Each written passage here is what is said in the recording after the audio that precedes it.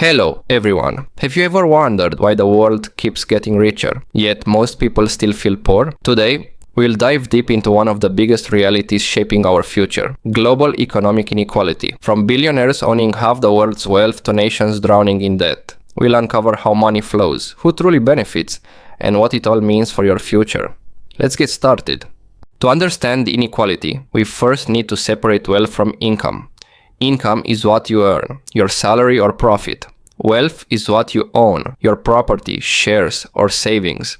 The wealthy don't just work for money, they make their money work for them. That's why the gap keeps growing, not because people don't work hard, but because wealth multiplies faster than wages. The richest 1% of the world owns over 50% of total global wealth. Meanwhile, the poorest 50% share less than 1%. It's a number so extreme it almost feels unreal, but it's the result of decades of policies, trade systems, and financial rules that quietly shifted power to those who already had it. When globalization began, it promised shared growth. Factories moved to cheaper regions and the world connected. But instead of equal opportunity, profits concentrated in boardrooms, not communities. Corporations saved billions, workers lost stability, and the inequality became a global export. Technology connected the world, but disconnected fairness. Automation replaced millions of jobs. Artificial intelligence created billion-dollar companies, while millions lost their only source of income. Innovation grew fast, but justice didn't keep up.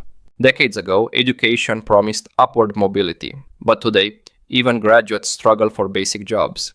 Skills become outdated quickly, while global employers chase cheaper labor. In many countries, education no longer guarantees opportunity. It only adds debt. From student loans to national borrowing, debt shapes modern inequality. Developing nations spend more on loan repayments than on healthcare. Meanwhile, lenders profit endlessly. It's a system built not to help, but to keep others dependent. Central banks quietly control the rhythm of the world economy. When they print money, asset prices rise, and the rich benefit. When interest rates climb, the poor face expensive credit and job cuts. The system protects capital, not labor. The world's biggest corporations now hold more money than most countries. Apple, Amazon, and Microsoft each have economies larger than entire nations. They influence laws, shape trade, and even decide public opinion. Modern empires don't have armies, they have algorithms. We think we're free to choose, but our choices are shaped by design. Advertising tells us what to want, and debt allows us to buy it. We feel rich for a moment, until the bill arrives. Consumerism doesn't close the wealth gap, it hides it. Property once meant security. Now, it's an investment game. Real estate prices keep rising, locking out young generations. Those who already own land grow richer, while others are stuck renting forever. It's not a housing market anymore, it's a wealth machine.